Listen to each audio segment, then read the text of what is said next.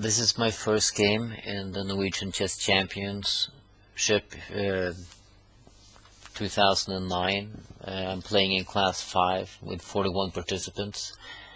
My opponent is Vegard André Roen from Aurskog Høland Chess Club, and he has a rating of 877 and I have a rating of 0.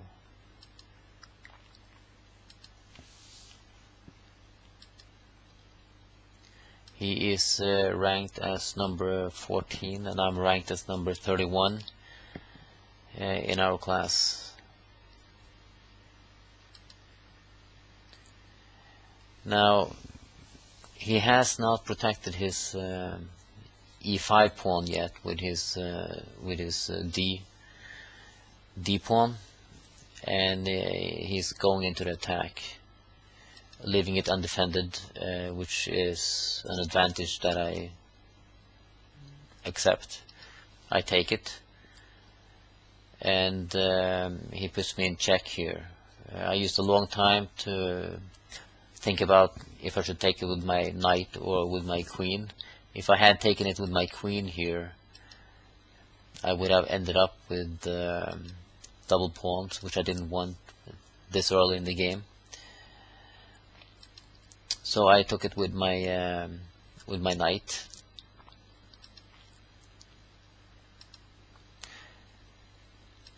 Right now, if he does take my knight, I am forced to take it with my pawn here, ruining my castle position. If I move it, then this knight here is pinned from my queen here. And this diagonal here with his queen and bishop towards my castle position is not really a threat at the moment. I move my bishop here, hoping for an exchange. If we do exchange, then I take with my pawn here, and then my rook can protect my my knight, and my queen can move and do more important stuff. But he doesn't do that. He moves his h pawn.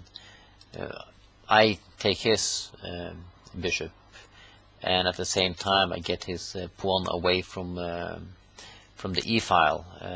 Later on, I see this as a potential threat, moving up the board with a rook behind it, and right now it has one less pawn to worry about.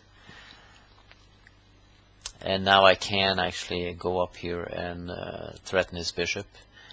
If he sacrifices the bishop right now,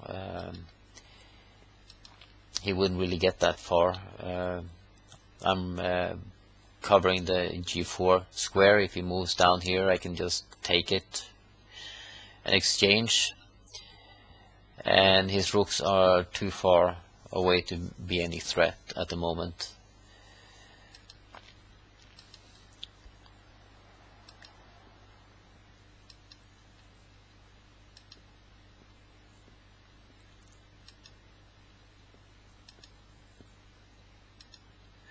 A trick, if I do take it, then he takes my queen.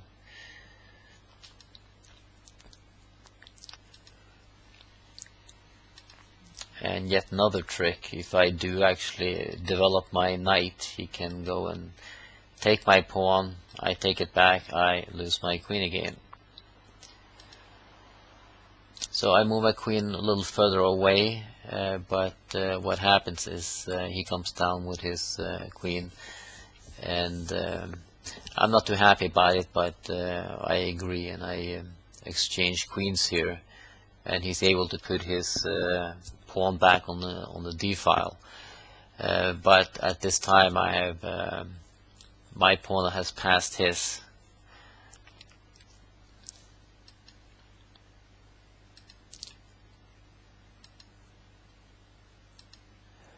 This is my breakout move, the move that starts actually the attack, which lasts for a while.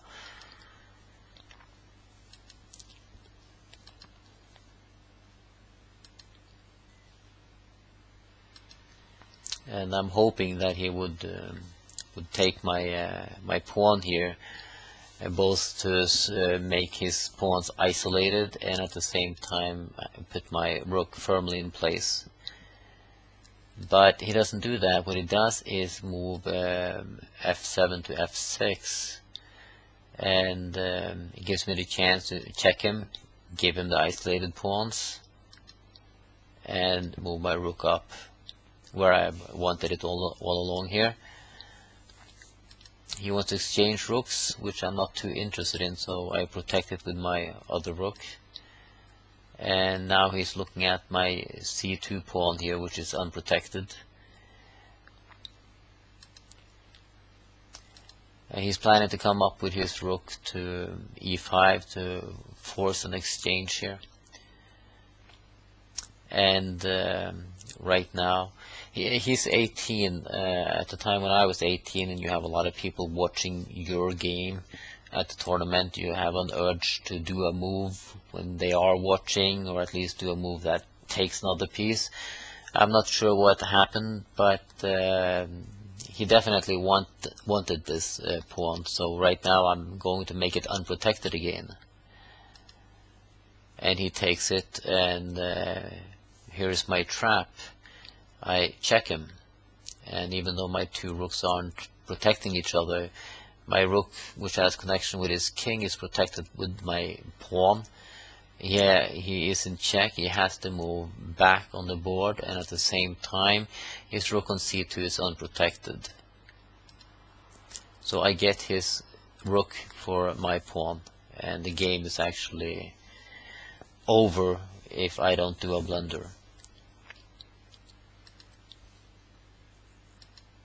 Just putting more pieces into position here, and he's taking advantage of the only semi-open file,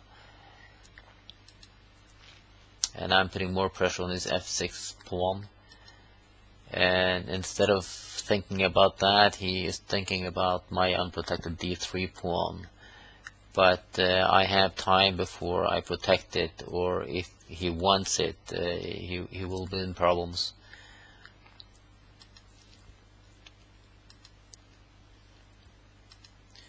I check him, he has to move, and I have a spare move now, and I protect my d3 pawn.